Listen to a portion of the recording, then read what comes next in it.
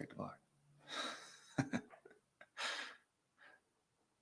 Hello. Good to see everybody. I don't know how many people are going to be able to get on here on Friday. We got the kids here. It's just four of us today. Melissa's out running errands, but just wanted to jump on here real quick before the week was fully out to let you know what we got going on at Mercy this week. It is a super Sabbath, so tomorrow I would encourage you to get there early. If you're able, come at 2:00 for fellowship, snacks, and coffee and other things. And then our normal Bible studies and Sabbath service and everything will start at 2:30 and then at 4. Real quick, a thought for the week, I guess, to kind of conclude this week is I just wanted to bring forth there's this verse that Yeshua has in Mark 9, verse 24. It's this experience that this guy has with Yeshua. Yeshua's just come off the Mount of Transfiguration.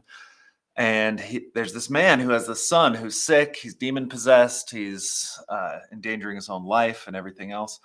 And in this moment, there's this really tender moment between Yeshua and the kid's father, where a lot of people will point to this story and talk about how it's like examples of how we should be fasting and praying and how we have to have different formulas and different things for different types of healing. But I want to kind of put that aside for a minute and just really focus on this one phrase that this father says to Yeshua that to me is one of the most profound statements in the entire Bible.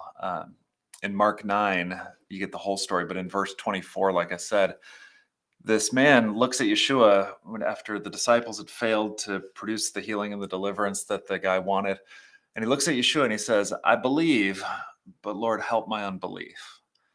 And I think this is a statement, and it really is, it's a prayer. As Yeshua points out later, he says this kind of demon, this type of healing only comes about by prayer. And this man saying this to Yeshua is really a prayer. But the statement that he has belief, but he acknowledges that within himself, there's still a part of his unbelief that he needs help with.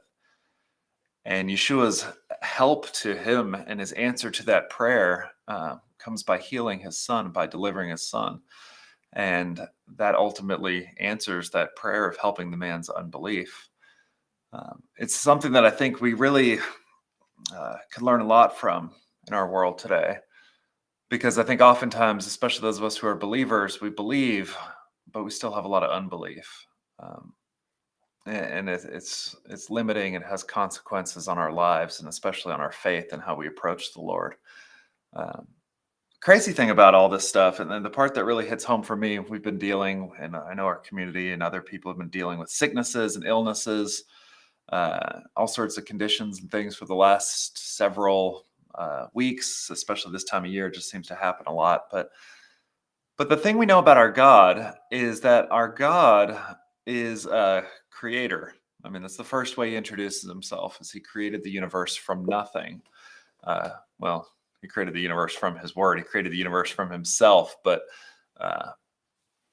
then he goes on throughout the stories of the Bible. Over and over again, we hear these stories about God creating stuff from either nothing or from something that would not, under any scientific or plausible explanation, be the source of those things. He makes manna fall from the sky. He brings water out of a rock. There's fire that descends onto Elijah's altar. All these stories are in the Old Testament. And in these stories, you see God creating this material goods and physical realities from nothing. And then taking it a step further, there's all these times in the Bible where Yeshua creates things from things, where Yahweh creates things from things that have already existed, where one thing is transformed into something else. And you see this even in the ministry of Yeshua. He starts off by, in the very first instance, the very first miracle that's recorded in the Bible, is he takes water and he turns it into wine. Later on, we read over and over again about these miracles of him multiplying and providing, whether it's a coin in a fish's mouth or taking loaves and fish and producing them into something exponentially more. We know from all these stories, and we believe these stories as believers. You know, it's funny that we call ourselves that, but we believe these stories. And we hold to the idea and the truth that our God is a creator and can create something from nothing, and he can take anything and turn it into anything else if he wants to.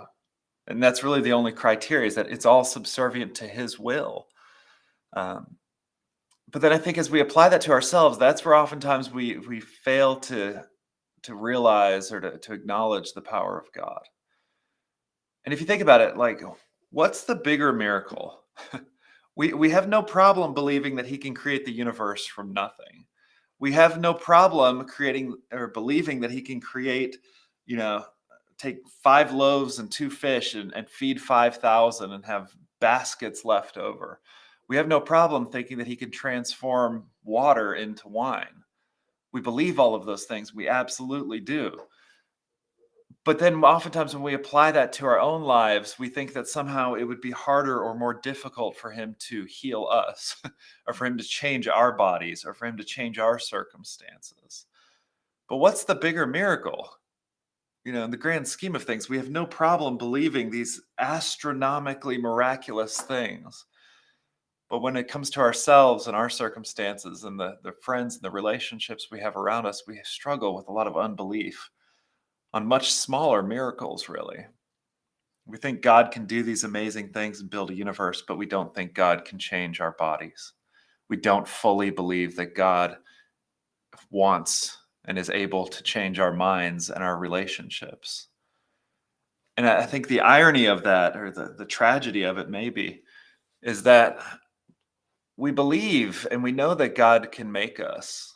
I know he made my body. I know humans exist because God created us. But I struggle and have struggled, and I think we all do to some extent, with understanding that at any moment, not only can he make us, but he can also make us well. We'll believe on one hand that God can make me a father, or you perhaps a mother, but we don't fully appreciate or understand that he can also make you a happy mother, or a good mother, or a kind father, or that he can change not only your physical circumstances, but your emotional circumstances. He can change any aspect of his creation at any point. The reality is, he can take anything and transform it into exactly what we need. And not only can he also wants to. Our part in this is to believe, not to try to go through some sort of formula or ritual or try to earn enough brownie points to earn a miracle from God, but just to have belief, like the Father that we read about in Mark 9, that we would just believe in Yeshua, that we would pray to Yeshua, that we would ask him as our eternal Father to make a way, that we would trust him as the creator of the universe to actually reach into our immediate universe and make a difference. And I think in those moments where we don't have enough belief, it's our job just to sit back and just to pray to him to help our unbelief. And so I know this is something that we struggle with. It is the struggle of life, it's the struggle of humanity. Our entire existence is a process of us learning to believe, learning to trust, learning to love him more. But I just encourage you, in whatever your circumstances are today, I know we're getting to the end of the day and the end of the work week and getting ready to go into the Sabbath here, but just in whatever those aspects and areas of your life are where you still are holding unbelief, where you think that God can't, surrender those to him. Just give them up, release them. Stop holding on to those ideas and those limitations of what you think our God cannot do, because he's capable of anything and he wants to do everything that you need. And so we love you. We're going to keep praying for you. If you have prayer requests or other things, I would encourage you to share them with us. You can put them in the chat, either on here on Facebook or YouTube, wherever you're watching this. We're going to keep looking at those as we go into the Sabbath here and lifting those up to the Father throughout the day and into the next 24 hours. I hope you're encouraged. I hope you're blessed. I hope you find his rest this Sabbath. Shabbat Shalom. May Yeshua be with you. You're loved and you are important and needed in his kingdom, but also in his community here. So God bless you.